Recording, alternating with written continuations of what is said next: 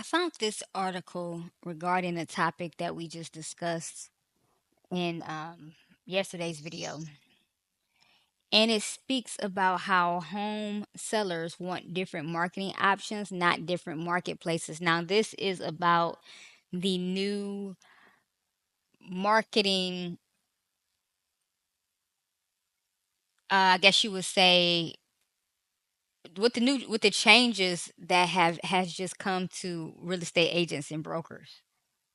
So they're allowed to utilize some of the NAR new marketing changes. Like I don't know exactly all the policies. That's what the article breaks down. We're going to go through some of them because I'm still getting my head wrapped around it.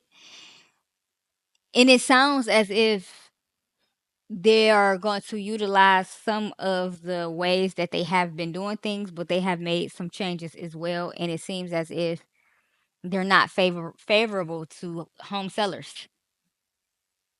So I'm not sure what what's behind it, but let's get into it. And this was published March 25th. So with NAR's new pocket listing policy, so that is one of the changes that was made. NAR has a new pocket listing policies, and brokers can, with the seller's consent, withhold listings from the public view on real estate websites. Okay? Which why would you withhold listings from the public? And this is another reason why there has been a uptick in sellers wanting to sell their properties privately. I just made a video about that too. Ways that you can successfully sell your property privately. And I also have the guide in the description that, breaks that down. If this is something you guys are considering, go ahead and check that out. But yeah, this is one of the reasons that I just wanted to bring it up. This is one of the reasonings why it's important to know all of your options and know how to use your options to benefit you in the long run, because a lot of these new policies aren't necessarily best for the home seller. Now, the new rule requires that the listing be shared with other brokers. So you can't your property won't be seen by the general public. It only will be accessed by other brokers. So with that, it will be a more communicative type of environment, a more relationship based environment. So the realtors and the brokers will work between each other more, and it will kind of push the public out, which the pro to that is brokers will be able to get more sales because they'll be the only ones that's able to be able to access the property. And they don't have to worry about other people outside of brokers to be able to have access to those properties. But on the con side, this takes a ton of eyeballs off of the property in a market where buyers are already limited, they're already scarce. And now you have to worry about, as a seller, you have to worry about the large pool of buyers not being able to see your property, only brokers. One of the main reasons that home sellers bring on agents and brokers in the first place is to be able to list with them so their listing can be seen by the general public.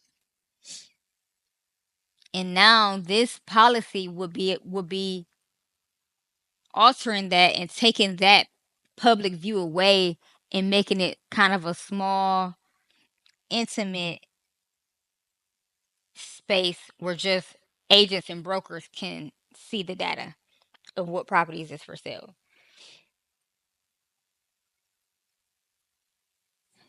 So this means that as a broker that also runs a large real estate site, we'll be able to tell our buyers about these listings, but it would be much better for consumers if everyone could see all the homes for sale on all real estate sites. Exactly. We'll talk about how to do that while still giving sellers control over their listing. But let's start by discussing the new policy. Now, the policy will confuse consumers. The problem is that the NAR position on pocket listings is a mess for two reasons. And the NAR is the National Association of Realtors, for anyone who doesn't know what that means. So, first, the new policy exists alongside its predecessor, which lets a broker keep a listing entirely to itself, albeit with other limits. Second, NAR policies are high level guidelines that each local MLS may interpret differently. For consumers, the result will just be confusion because homeowners will demand broad exposure for their listings. We still believe the vast majority of listings will be published online on sites like Redfin, Zillow, and Realtor. But this will not happen despite the NAR. This will happen despite the NAR, not because of it. This is pocket listings by another name. The new policy is being framed as delayed marketing, but it is pocket listings by another name. Now, if you're not familiar with pocket listings, this is when a homeowner reaches out to a realtor and lets them know, like, hey, I have a property for sale. I want to sell my property. And instead of the realtor listing that property on MLS, it'll just shoot out like an email or a text message to its network. So to the buyers that they know and have relationships with, whether that's one person, one buyer, or whether that's 1 million, depending on what type of realtor it is, what stage they are at in their career. And then this way, the property never has to hit the market. It just becomes a quick sale. Now, there's different reasons why realtors like to do this. One of the main reasons is for fast sales and just to keep building like those relationships for their best buddies or just people they have strong relationships with that they know are looking to purchase a property similar. So the duration of the delay hasn't been specified, and many listings will accept an offer without ever being publicly marketed. In at least some of those cases, the seller would have gotten a higher price via broader exposure, and many home buyers will wonder why they never saw the home for sale. And that's another thing. So when you think of pocket listings, think of quick sale, and when you think of a regular listing where the property is being exposed to a larger public market, in most cases, the more buyers that you show the property to, the more offers you'll get, which gives you a chance of getting a higher price more likely because of the broader exposure. But if realtors are doing pocket listings and with this new policy that they're putting into place, this is going to threaten some of that, which becomes not the best for the home seller, more so favorable to the realtors and the investors. The good news, every broker can access the listings. What's good about the delayed marketing policy is that the home buyer, regardless of the broker she hires, will be able to find out about these homes through her broker. So yes, all the brokers and agents will have access to the properties, but the general public won't because they're going to limit exposure starting on those big websites where I'll say probably between 70, 80, or 90%, probably more than that, honestly, where all eyeballs get on the property and most offers are being done based off of seeing the property on one of those sites. This is better than the long-standing policy of office exclusive, which some brokers will still use to market their listings exclusively to the buyers working with that broker. We expect many brokers will prefer delayed marketing listings just because that option, unlike office exclusives, lets the listing be displayed on brokers' own sites. And I guess too, that makes the listings a little bit more exclusive. Like, okay, it's only listed on my site. So that will give an incentive to the brokers and the agents to have buyers sign up with them on their personal website. So these properties will be marketed to these buyers directly. So that's more of an incentive. Well, not to the agent, but actually to the investors and to the buyers to sign up for a broker's through a broker's website. In theory, online access to pocket listings in practice is up to local MLS. On the key point of self service access, the NAR policy is promising but still ambiguous. The delayed marketing policy says that MLSs have the option to make delayed marketing listings available only to website users who register as brokerage customers. But some MLSs may choose not to do so. If the MLSs don't even show delayed marketing listings to the serious home buyers on the sites ran by Redfin by other companies actively participating in the market, then the industry will have completely regressed. The whole reason the Department of Justice sued the NAR in 2005 was to ensure that every broker and its customers had equal online access to the listing data. Wow. They were sued in 2005, the NAR was, by the Department of Justice for a reasoning similar to what's going on here. Show all the homes for sale, but give sellers control over how they appear. The tragedy is that there's a much better solution to the problem pocket listings seek to address, which is that homeowners want exposure on sites like redfin.com, but also more control over how our site presents their listings. Instead of hiding the listings from buyers, why not show it to everyone from the day it debuts? But with options for sellers to suppress days on market, AI driven price estimates, or the price history. Mm. So, this is days on market is one of the big motivators, it's seeming like, to why the agents and brokers are pushing for this. NAR specifically for this whole pocket listing policy. I mean, I guess it look bad on their reputation on the market and things like that. And this is something that is important to them. But as homeowners, what is more important to homeowners is getting the most for their property. Redfin can't solve this problem on their own. Admittedly, this is a departure from the position we took some 20 years ago, but Redfin would prefer that all consumers know the listing exists, even if that means that we don't show how long the listing has been for sale.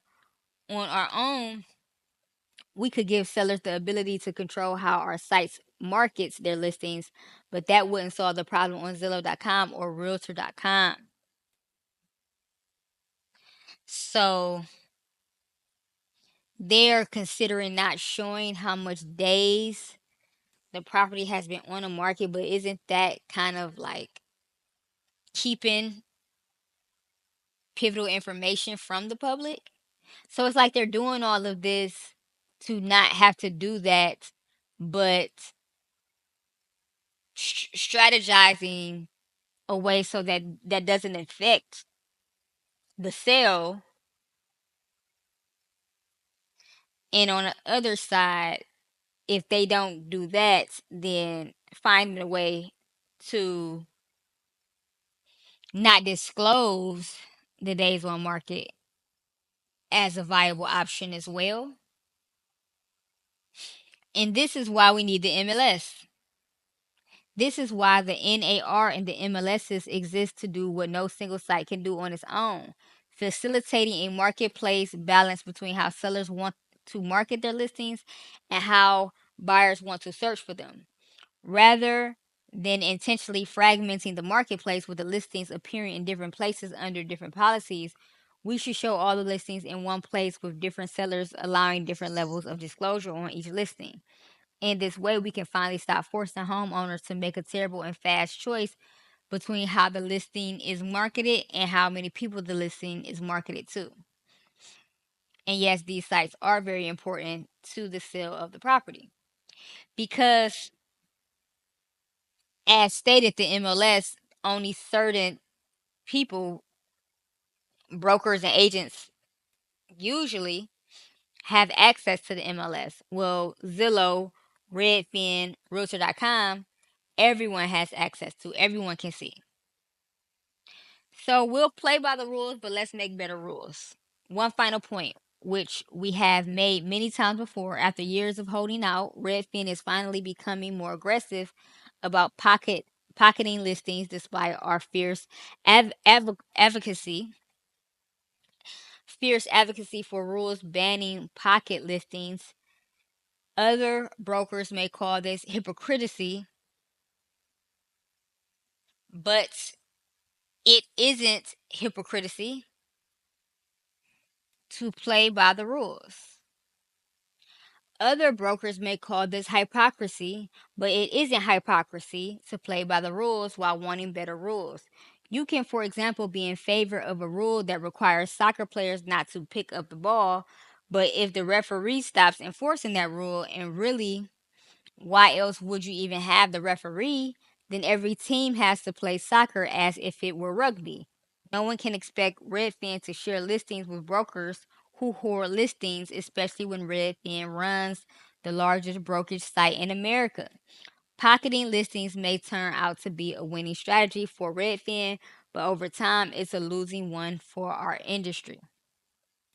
So I'm going to stop there. I mean, this is very interesting article, and this article is stating some of the changes that's going on in the marketplace right now. Because when you have a market shift and things begin to not move as smoothly, obviously it'll be a time to look at how things are being operated and what can be improved. And unfortunately, and sometimes what could be manipulated and what could be taken advantage of. So this is a conversation that they're having, trying to find strategies to favor the marketplace in some way, but a lot of times this favor leaves homeowners with the short end of the stick. But I hope they get this right, whatever they end up doing. You guys get in the comments and let me know what you think about all of this.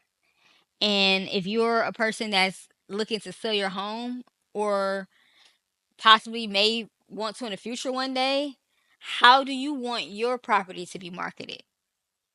Do you want to continue to have access to those sites to be able to get as many eyeballs on your property as possible?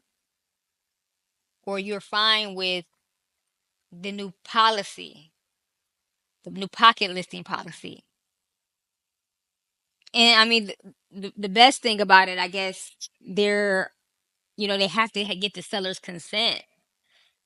So the seller pretty much have a choice in all of this. I think that's the best part, but we also want to make sure we get this right for sellers. Because when you get small changes like these, a lot of times it's because it's kind of a hint or a peek at a bigger change or shift that's to come as to how properties are being marketed and who that may be in favor to. So that's all I have for this video. If you need resources regarding selling your property, information on selling your property privately, or working with realtors, all different options, whatever option you are looking to go. If you don't know which option you're looking to go and you just want resources, you want information, I have a ton of resources in the description box for you. So go ahead and check those out.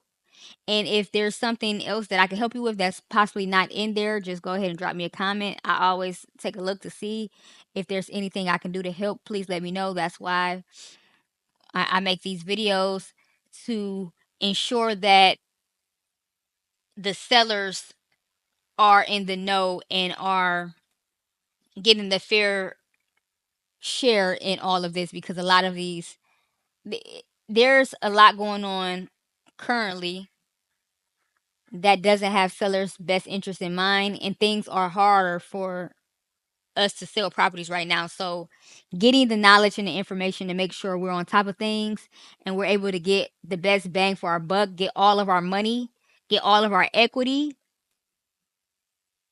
and not have to settle for low ball offers, sitting on the market, realtors not, working and making decisions in our favor. So this channel is to make sure that we all stay on the up and up and at the front of the line when it comes to selling our property. So that's all I have for this video. Thank you for watching. Be good, do great, and I'll see you guys on the next one. Peace.